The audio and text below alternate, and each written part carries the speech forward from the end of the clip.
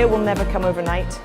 The nature of land and its pricing and the planning process means that there will be a time constraint. But I think there's more of a recognition over the last few years that build to rent is a tenure which is sustainable and which is worthwhile of investment at scale.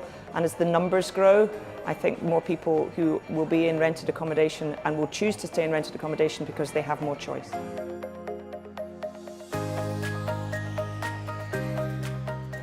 I think there's already a kind of move towards scale because, I mean, Modus developments and Get Living's developments and Habits developments, Platforms developments, I mean, there's several thousand units involved in all of that.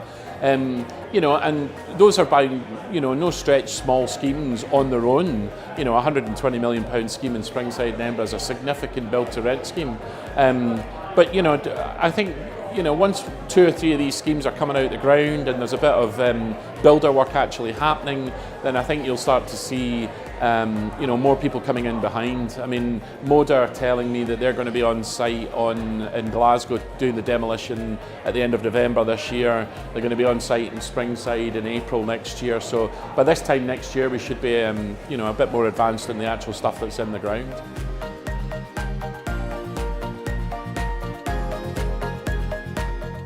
Scottish housing target is 35,000 houses per annum, and we build 17,700.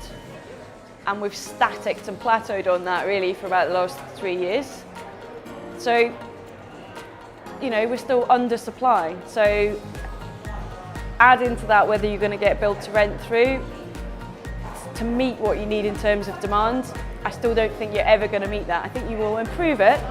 You've also got resources. Have we got the trades? Have we got the labour? Have we got the skills? If you had that stability, and build to rent should in effect give you that stability because you're not in that boom bust cycle of mortgage availability, that should hopefully help smooth your supply chain and people be prepared to invest in their labour and upskill.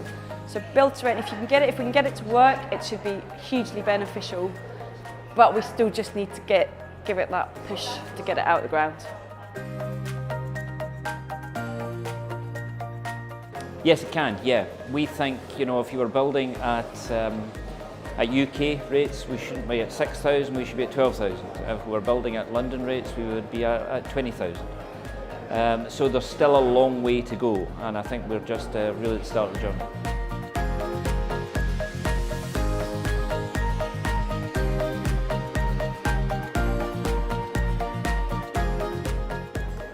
We have to achieve the scale because we're not building enough homes for mortgage buyers to buy.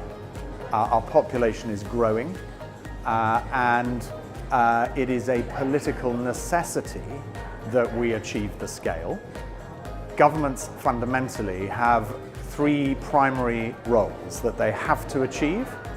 They have to provide security for their population, they have to provide food, and they have to provide shelter. Local authorities have a statutory obligation to provide housing. They do not have a statutory obligation to provide local swimming pools.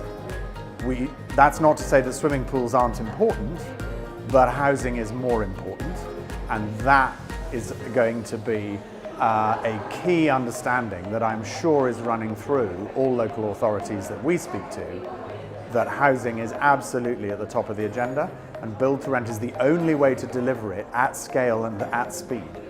There aren't any other options.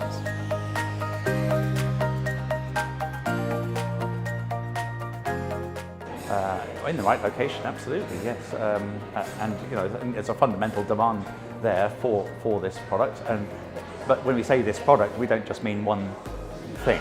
So it's not just a number of big shiny buildings. It may be a whole variety of sort of sub-niches of the build-to-rent sector. They're all-purpose designed, all-purpose managed, and all-purpose built for rental.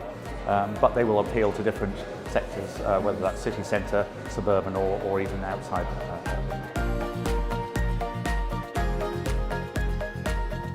I'm very hopeful that with the package that we've put in place, we'll see investors coming to Scotland and to building here. I've been quite impressed by some of the projects that I've seen south of the border. I'm very happy at what has happened here so far, but I hope that more investors will see Scotland as a market to come to.